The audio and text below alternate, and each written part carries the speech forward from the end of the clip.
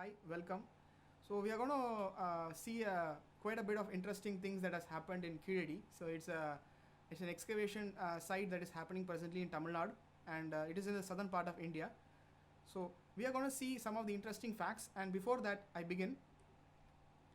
I have a very fundamental thing that I have to convey. So that is whatever we are doing right now. It is just a part of the excavation happened right now until then. So we are yet to learn more things, and as the future progresses, there will be opportunity for us to have deciphered more. And so one of the emperors in the ancient India is a emperor from the Pandya dynasty, had set up a library of thoughts so that it can become a proud ownership of the lateral periods of time. It's how a man and a woman had met in that place, what are the romances that happened, what are the fights that happened there, all these things are dealt there. Similarly, the forest habitat, you have literatures about it, and you have classifications about it, you have beautiful verses about it, all these things written across many poets. So some 1500 2000 poets have written so many lines and verses in between. But where does the timeline for Kiredi come? So where is Kiredi in all these thoughts? So it is, and the particular site that the archaeological department is excavating is in the midst of a place between Pallichandai Tidal. This is it's a place, it's a mentioning of a name in Tamil, and this is a total of around 110 acres. So it's a vast area, some 4.5 kilometers of circumference, and that you zoom in, it is a very small space that we are excavating. It's just over many years and many millenniums, say like thousands and thousands of years, it slowly gets subsided into the bottom of the sand, and it goes deep and it reaches the sand and the gravel space. Sand and gravel is very soft. It is like a safe deposit box. The important point is what all things that they did as a livelihood. Now we are a modern day humans, we sit across computers, do programming, do a lot of mailing work, do a lot of productive work in the homes. But what did they do at their homes? What did they do 2600 years back? So I'm going to show you one by one. It will be cold work. So you can just start hammering on copper and it starts to bend. Copper is found in everything now, from electronic devices to every household appliances that you can imagine. It is all made through copper. Copper is easily bent. So some of the designs that are excavated from the Kiredi site showcases the unique pattern of conical based furnaces.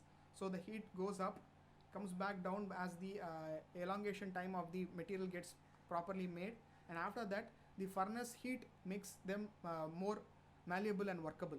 Because there used to be a timeline where Erythraean Sea, that is the extent of the old Indian Ocean's name, was covered in the vast area. People used to go through the Suez Canal, the Suez line, and they used to cross the waters into the Mediterranean and go and meet their counterparts in Italy and Greece. These are the Roman and the Parthian Empire that used to be there in more than 3000 4000 years ago. What happens to the rest of the water? It has to be dealt with to the irrigation plants or vegetations or for the crops. So in that regards, you have a large elevated water tank that raises the water to a certain level, and you have water channels that have certain bifurcations. There are some kind of grooves that are found in that. So probably this must have had something like a wooden system, wooden mechanism. So their name, happy birthday, so and so. So but we Indians have the accessibility to gift something like a vessel. So a pot maker who was existential of that time, some 2600 years ago, must have had the inclination to either inscribe something. The first verse, the first lines that are written there is, A is the prime of all letters. Alphabet A is the prime of all letters. The source that the God is the prime of the world. So agara mudala ezhuthellam Adi Bhagavan mudatre ulagu. So the first existence of God, and we also like to thank the archaeological department and the historians who had helped us into refining this content over a period of time. And a special thanks to my elders, my grandparents. My grandparent, Mr. B.V. Ishwaran, had spent the time on the first Mohenjo-daro and Harappa Indus Valley civilization excavations in the year 1930 and 1940. So this is something unique for me also, because I'm very passionate about history and I'm very passionate about technology. So I'm thanking him also. So to quickly end it up, we know that the world is very big.